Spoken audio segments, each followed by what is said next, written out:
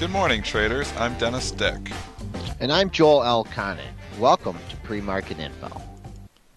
Market rallying here a bit this morning. We're up 6.5 points. Apple looking stronger here in the pre-market as well. We're going to talk about the key upgrades and downgrades. Goldman's getting bullish, DELL, and a few other ones there to talk about as well. And we're going to take a technical look at your S&P and its top components. Lots of movers here this morning. Joel, how was the weekend? Not too bad, not too bad. And how was your 3-day trip to Washington? Did you set those bureaucrats straight on a few things? Yeah, we had the Global Advocacy Summit there with the CFA Institute, and I was in Washington there from Wednesday through Friday. Interesting, you meet lots of people down there, lots of different investment perspectives, and lots of reform needed across the board. That's pretty much the bulk of it all. Did you convince them to go to Nichols? Wouldn't that be nice? Wouldn't that be nice? Actually, in a couple conversations, pricing increment did come into conversation, but we're still discussing the whole dark pool / internalization stuff too. Obviously, CFA Institute came out with that report a couple of weeks ago, so we were discussing that as well. All right. Well, we've tacked on a few points in the S&P since you were gone. We've taken out the double top at 14.1850 and 14.1950 here in the pre-market that had been holding us for a couple days. I don't want to get too bullish here, but I don't see any resistance up to this 14.31 high, 31.75 we had on November 7th. Yeah, it's a slow, steady climb since I've been away here. Just 3 days, but higher highs and higher lows for 3 straight days. So you got to like that. Continuing here this morning, we've been as high as 14.24. We're right here at 14.20 and a quarter. And a stock that is looking strong here this morning is Apple. It's up 5 points here. I think you've had 3-4 days of consolidation here in Apple, Joel, and I think it could eventually be making that run for that 600 number that we've talked about. Yeah, it's actually scary. A 6-point range on Friday. Very unusual. Tight. Yeah, very unusual for that issue. In the pre-market, we have gotten a little pop up to 591.75. Looking just going to be kind of a slugfest up here up to the $600 level. Thursday's high at 94 and a quarter, and high back at the beginning of November at 96.95. But you got to figure you get this close to 600, 10 points away. You got to figure it'll be pushing up towards that level. Yeah, it can slowly start to try to take out. I mean, you have a lot of traders that are probably selling in the 590, so it's got to get through all that area before it can eventually get up to that key psychological $600 level. Let's talk about Facebook too, because I was away obviously the last couple of days. But wow, I kept looking at Facebook on my iPhone, and it just kept going up last week. 28.05, Joel. What is this stock doing? Yeah, it's fooling everybody, I guess. Barron's didn't come out and pan it this week, so it's not coming in down a buck lower. Looking at the resistance level, Friday it closed right on the high at $28. If we filled that gap it had from when it dropped in July, boy, you got to figure it has its eyes set on this $29.50 level. You had a quadruple top there back in July. Hey, if you get to $29.50, why don't you go to $30? And if you're going to go to 30, we got the 50% retracement here of this entire move. Whether you take the 42 high or the 45 high, that 50% retracement level comes in from 29.78 up to 31 and a quarter. So very impressive run, a string of several higher highs and higher lows. So keep an eye on that $28 level. That was the close and the high from yesterday. Should act as support right now. DELL is getting an upgrade from Goldman Sachs here this morning, Joel. A lot of these dogs we've been saying are starting to bark, and Goldman hopping on the DELL bandwagon here. They're citing valuation in their strong cash position, saying that it could offer a leveraged buyout opportunity too. So lots of good stuff coming from Goldman on DELL this morning. It's getting above that key $10 psychological level. I would think 10 might provide you some support now on a pullback. It's trading 10.18 here this morning. Who would buy DELL? I don't know. I'm just reading the report. Okay, I'm not agreeing with it. I mean, I'm just saying if they're on the block for a leverage buyout, I would at least like to see a candidate. I mean, is Apple gonna buy them? I mean, I don't, I'm not sure. But anyways, what Goldman's been doing is they've been accumulating some stock here in the $9 level, and then you had all this resistance here at 10. We've busted through it. In the pre-market, we got a high up to 10.23, so we'll keep an eye on that level. 10 should act as support.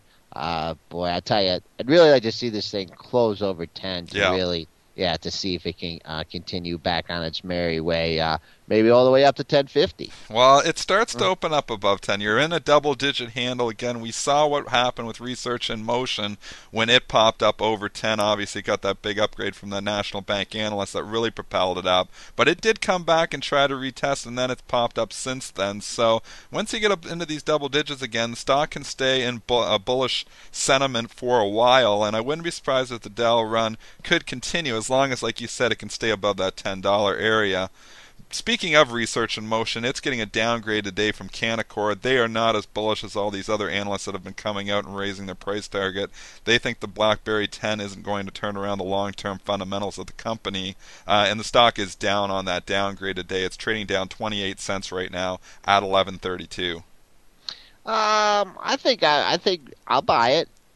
So that's one person that's going to buy the BlackBerry 10. I mean, you're still sticking with your BlackBerries. You like your BlackBerries. Yeah, man. Those Apple stuff. That's just too complicated for me. I just need a Go phone or something like that.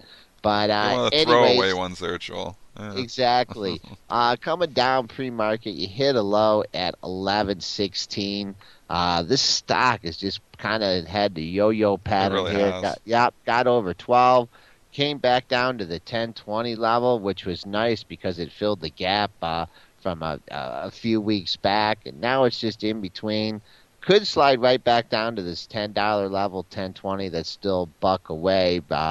So if you're longer term trader, that's going to be some major support here, and I think it's going to grind it out before between 10 and 12 until you get some kind of earnings or some other significant news. If you do like those 50% retracements though, and if you said, oh heck, it broke out above 10, got up to that 12, and the high of the move being 12, what is it there? 12, trying to grab it, 12.30.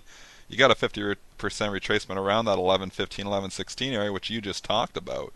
So that the low of the day was 11.16. So I mean, if you're looking at it from that perspective, and you like 50% retracements, maybe you find some buyers in the low 11s.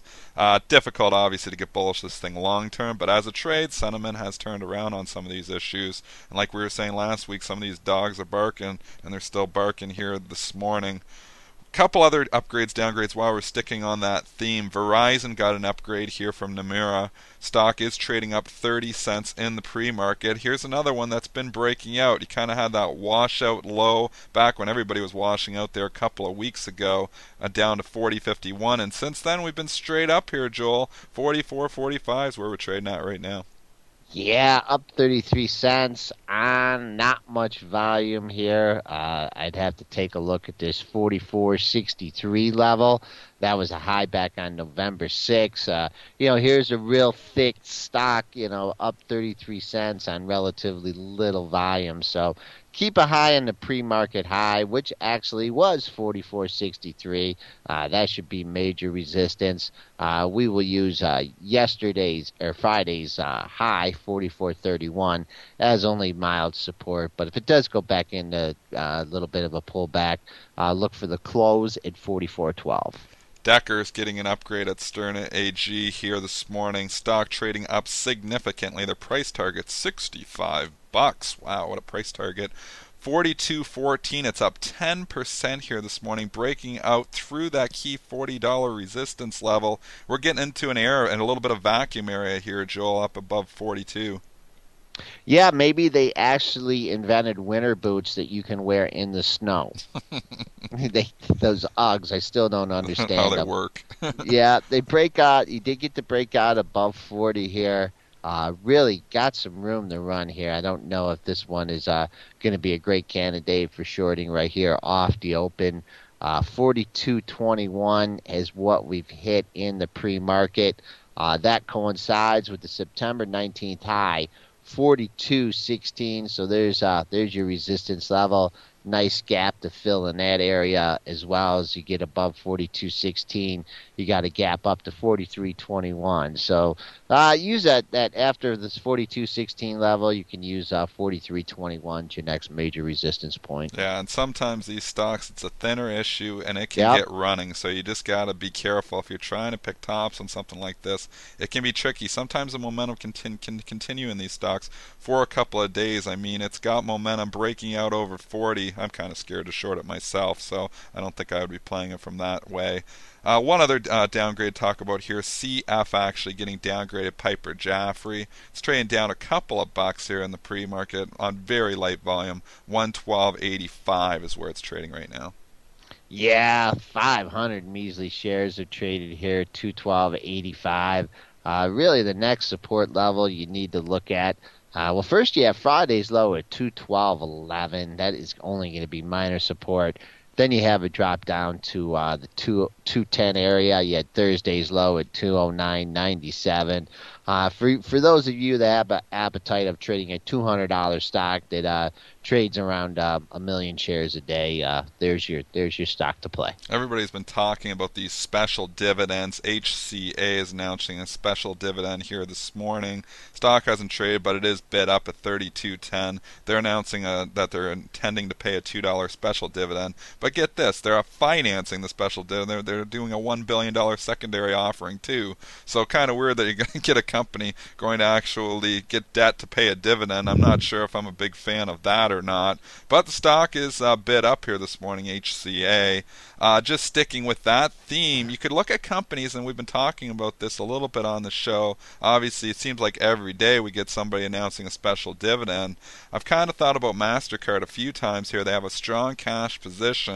I'm not sure if MasterCard or not will pay a special dividend, but just saying they do have strong cash position. I mean, Apple has a strong cash position too. But the MasterCard and Visa charts here, Joel, those two stocks have been breaking out. Visa just made a new high, and MasterCard's looking good too on the charts. Yeah, it's actually you have the Visa here trying to pop through the I believe that's the all-time high. 150. Yeah, yeah. Well, I'm looking at MasterCard, the Oh, sorry. 490.75. That's really the only level you have as a reference point in that stock, is that's the all-time high. Looking at the pre-market, you did sniff 489.96, so there you have the 490 level. Looking at the Visa here, knocking on the door, it has taken out the all-time high. Former all-time high was made on Friday at 149.93.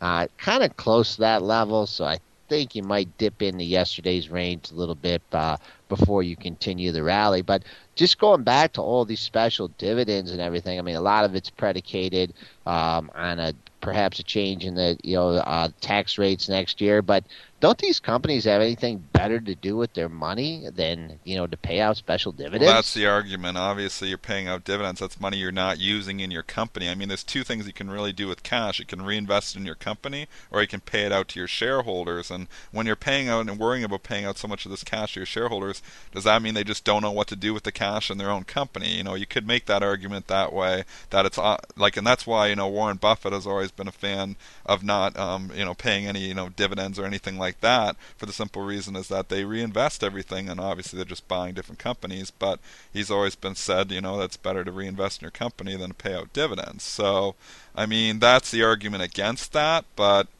I mean, a lot of companies, it seems like shareholders like cash, so the stocks pop up, and you can't argue with that. So if you are a shareholder and you're just trading these, I mean, if they do announce a special dividend, the stocks pop up afterwards. So you need to be aware, obviously, from a trading perspective, on which stocks can potentially announce special dividends.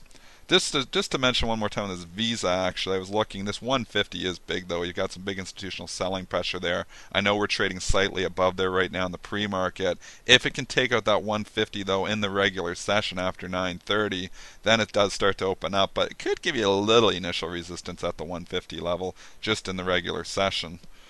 And sticking with that theme, actually, I was going to talk about another level. Procter & Gamble here at the $70 level has been absolutely enormous here, Joel. There's big institutional selling pressure there as well. And this stock has popped and topped out in the 69.80s 3 days in a row. Yeah, Yeah, and this did have a sell-off is after hitting a high at 83, pulled back really to 66, 65, 83. Just not kind of climbing its way back up here. The old tractor beam, you're getting the tight ranges here. People shorting against that number and getting, not getting too far away from it, closing up at that end of the range, 69.83. If it finally does pop through 70, you have the high on October 26th at 70.36.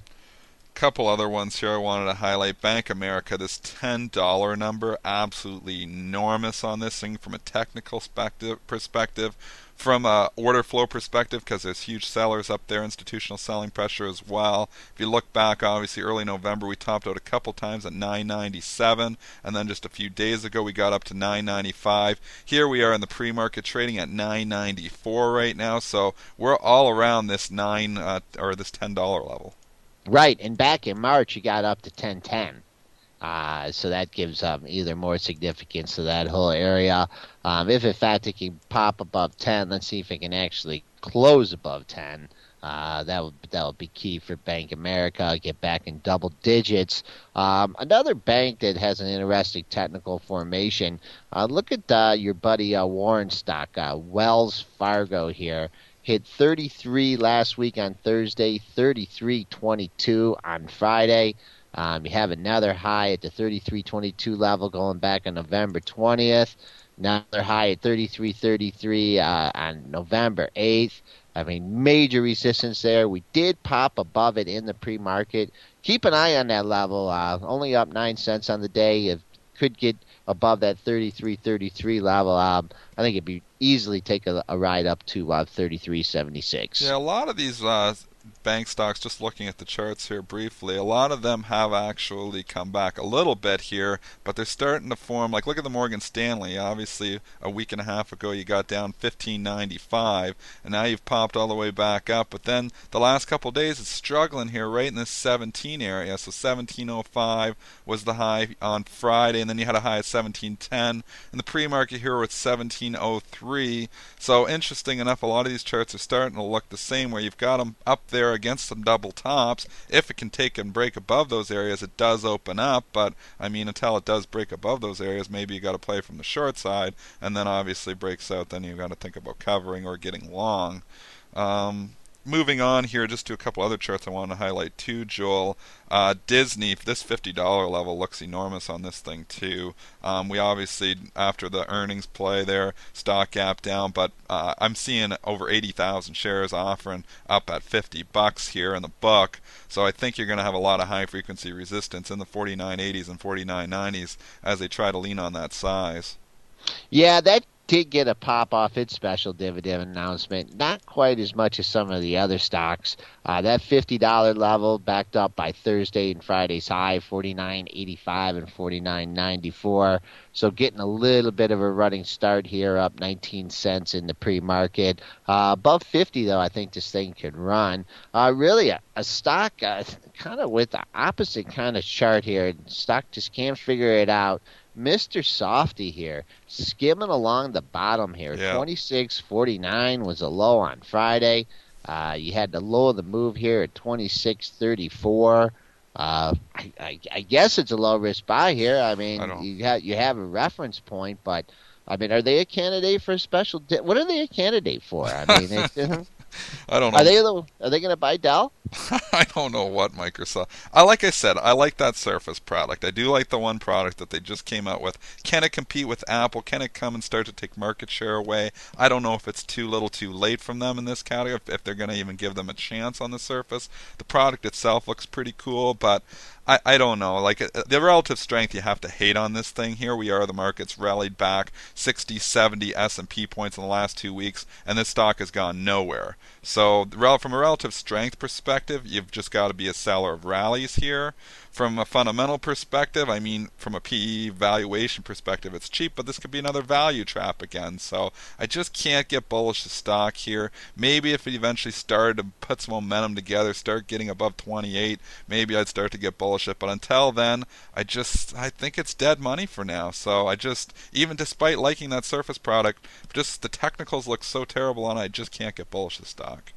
Okay, I do have a major resistance to have a triple top from 27.36 to 27.39. That's still 50 cents away, but if it did go into rally mode today, keep an eye on that level. Just an overall market perspective here after getting that pop up to 14.24. Little reality set in here, pulling back to the 14.21 level. You got to use that Friday's high, 14.1950, as support. If it can hold that level, look for the market to challenge that November 7th high at 14.3175. Well, that's our show for today. Have a great trading day. We'll be back with you guys tomorrow.